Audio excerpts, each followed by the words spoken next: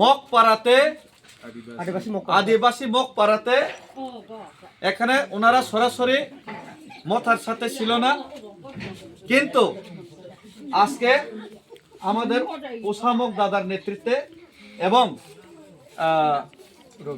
রবিমক নেতৃত্বে আজকে এখানে 50 পরিবারের অধিক, 300 ভোটারের অধিক, এবং গতকালকেই আমাদের বিজেপির বুথ প্রেসিডেন্ট 22 নম্বরের বুথ প্রেসিডেন্ট হরেন্দ্র বাবু আমাদের সাথে জয়েনিং করেছিল। আজকে আবার এই গ্রামে আগে মথা সরাসরি ছিল না, কিন্তু আজকে থেকে এখানে 50 পরিবারের উপর হবে, 300 ভোটারের উপর হবে। সবাই আজকে এখানে আমাদের মথার সাথে এসে সামিল হলো।